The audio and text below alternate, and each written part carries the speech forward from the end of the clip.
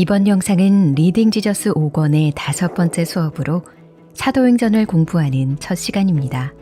오늘은 사도행전의 전체 구조와 중심 메시지를 알아보고 오순절 성령 강림 사건과 사도들의 설교 내용을 중심으로 사도행전에서 하나님 나라가 확장되어가는 과정을 살펴보겠습니다.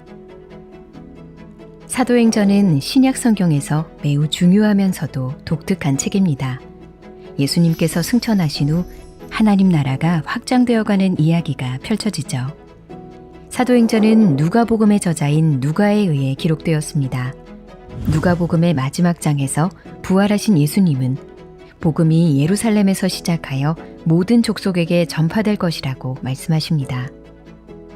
우리는 이 말씀이 실현되는 모습을 사도행전에서 보게 됩니다. 지금부터 예수 그리스도의 복음이 점차 많은 이들에게 전해지는 사도행전의 이야기를 함께 살펴보도록 하겠습니다.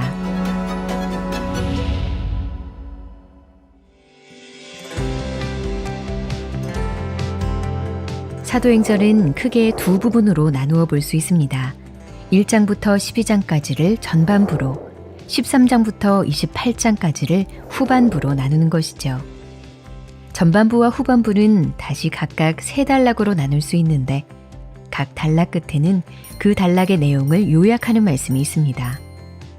이 6개의 단락은 모두 비슷한 내용으로 끝을 맺는데 하나님의 말씀이 점점 더 왕성하여 성도 수가 많아지고 하나님 나라가 계속 전진한다는 내용이 그것입니다. 이를 통해 사도행전의 중심 메시지가 반복하여 강조되는 것이죠. 다음으로 살펴봐야 할 것은 사도행전의 시작과 끝부분입니다. 본서의 시작과 끝에는 하나님 나라에 대한 직접적인 언급이 있습니다. 예를 들어 사도행전 1장 3절은 부활하신 그리스도께서 여러 날 제자들에게 나타나셔서 하나님 나라에 대해 이야기하시는 모습을 보여줍니다. 그리고 마지막 구절인 28장 31절은 하나님 나라가 바울을 통해 거침없이 선포되는 모습을 보여주죠. 우리는 사도행전 전체에 걸친 하나님 나라의 확장을 보게 됩니다. 예수 그리스도의 죽음과 부활로 이루어진 구원의 소식이 지역과 민족의 경계를 넘어 모든 민족을 향해 선포되고 이로 말미암아 하나님 나라의 지평이 넓어져 가는 것을 보게 되는 것입니다.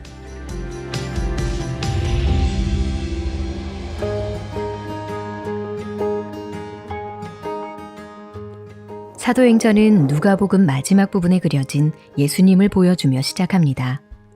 부활하신 예수님은 제자들에게 당신의 모습을 보이시고 제자들을 축복하십니다. 그리고 그들에게 하나님 아버지께서 약속하신 것, 곧 하늘로부터 임할 성령을 기다리라고 분명하게 말씀하십니다. 예루살렘을 떠나지 말고 내게서 들은 바 아버지께서 약속하신 것을 기다리라. 요한은 물로 세례를 베풀었으나 너희는 몇 날이 못되어 성령으로 세례를 받으리라. 승천하기 직전 예수님은 제자들에게 마지막 명령을 주십니다. 그 명령은 사도행전에서 가장 중요한 구절 중 하나인 1장 8절에 나타나 있습니다. 오직 성령이 너희에게 임하시면 너희가 권능을 받고 예루살렘과 온 유대와 사마리아와 땅끝까지 이르러 내 증인이 되리라 하시니라. 이 말씀은 사도행전에서 어떻게 복음이 전파되는지 그 윤곽을 보여줍니다. 먼저 성령이 임하셔서 하나님 나라의 메시지를 전파할 능력을 주시고 성령의 능력을 입은 자들이 예루살렘을 거점으로 처음에는 유대인에게, 이어서 사마리아인처럼 유대인들로부터 버림받은 자들에게, 나아가 점차 예루살렘으로부터 지리적으로 먼 곳에 있는 자들에게 예수님을 증거하게 되는 것이죠. 하나님의 나라가 모든 민족에게 전파되는 이유는 부활하고 승천하신 예수님께서 온 땅과 만민을 다스리는 주가 되시기 때문입니다. 예수 그리스도의 권세가 제한이 없듯 그의 복음 또한 땅끝까지 이르게 하십니다.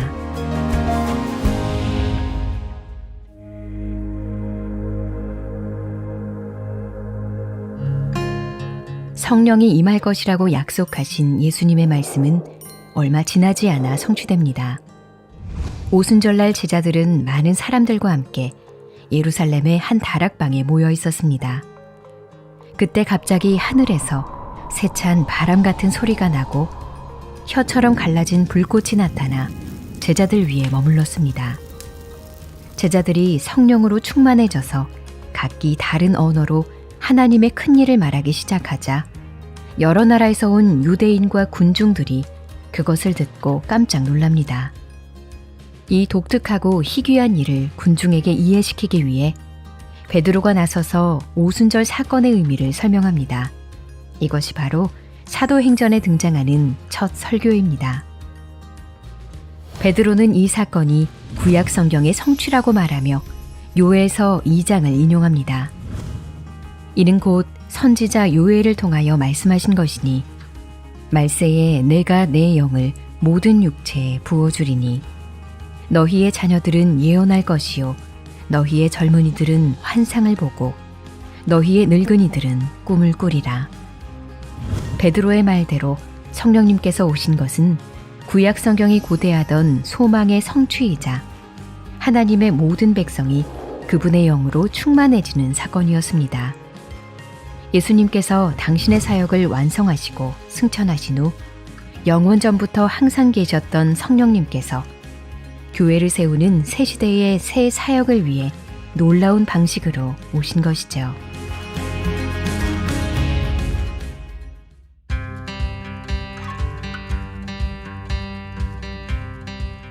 오순절 성령 강림 사건 이후 예수님의 제자들은 복음서에 나타나는 모습과 달리 권능 있고 담대하게 복음을 전파합니다. 이러한 모습은 여러 가지 이적으로도 나타납니다.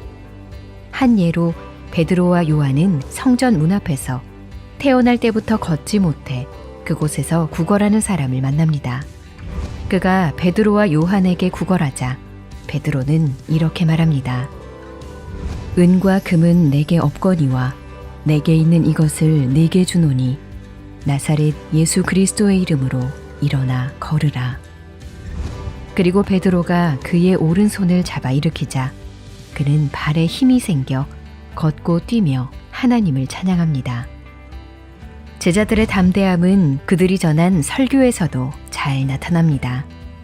특히 베드로는 설교를 통해 그리스도의 죽으심과 부활 그리고 성령 강림 사건이 단지 새로운 시대를 상징하는 것만이 아님을 선포합니다. 도리어 그것은 구약에서부터 약속된 하나님의 구원 계획이 성취된 사건이며 하나님께서 모든 것을 미리 작정하셨다는 것을 확인하는 사건임을 힘주어 말하죠. 많은 사람들이 사도들을 따르자 대제사장들과 사두개인들은 예수의 이름으로 가르치는 것을 금하며 그들을 잡아다가 옥에 가둡니다. 그러나 주의 사자가 밤에 옥문을 열고 그들을 이끌어내지요. 스데반도 베드로와 마찬가지로 그의 설교에서 이스라엘의 역사를 되돌아보면서 성전과 우상 숭배를 연결지어 말하고 성전이 그 역할을 다하였음을 밝힙니다. 이를 용납할 수 없었던 사람들은 스데반을 돌로 쳤습니다.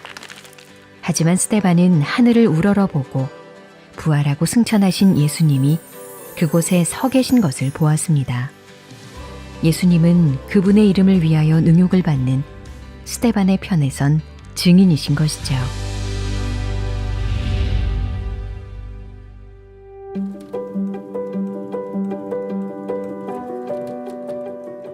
스데반의 죽음 이후 복음은 다양한 방법으로 예루살렘의 경계를 넘어 전파되기 시작합니다.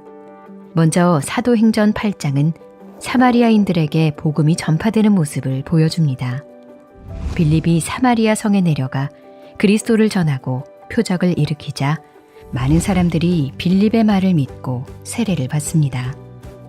이에 베드로와 요한도 사마리아로 내려가서 사마리아인들이 성령 받기를 기도하자 마침내 그들도 성령을 받게 됩니다. 성령의 역사를 통해 사마리아인들이 하나님 나라의 공동체로 들어온 것이죠.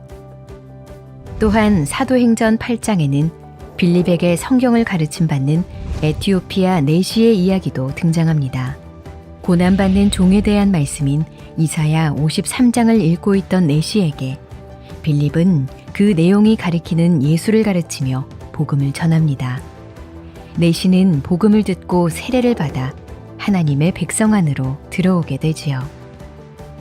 사도행전 10장은 복음이 이방인에게 전파되는 또 다른 모습을 보여줍니다. 하나님께서는 로마 군대 지휘관인 고넬료의 집으로 베드로를 보내셔서 예수 그리스도의 죽음과 부활을 가르치게 하십니다. 그리고 그를 믿는 사람들이 다 예수의 이름에 힘입어 죄사함을 받는다는 것을 전하게 하시지요. 베드로가 설교할 때에 성령님이 말씀을 듣는 모든 사람에게 내려오셔서 이방인들에게도 성령을 충만하게 부어주십니다. 이처럼 사도행전은 사람들을 구분짓던 담을 성령님께서 허물어 가시는 모습을 보여줍니다. 예수님께서 만유의 주님이시기 때문에 지역과 신분의 경계는 복음 안에서 사라지고 유일하신 왕 예수 그리스도를 섬기는 자들로 하나 되어 갑니다.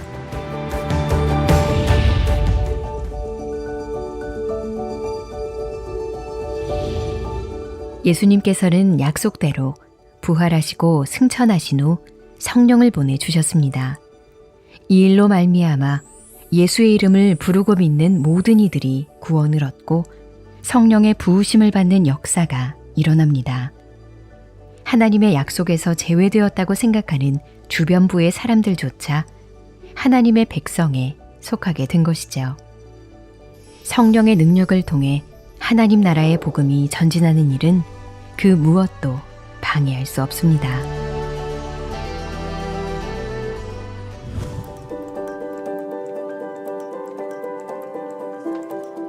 다음 영상은 리딩 지저스 5권의 6번째 수업으로 사도행전을 공부하는 둘째 시간입니다.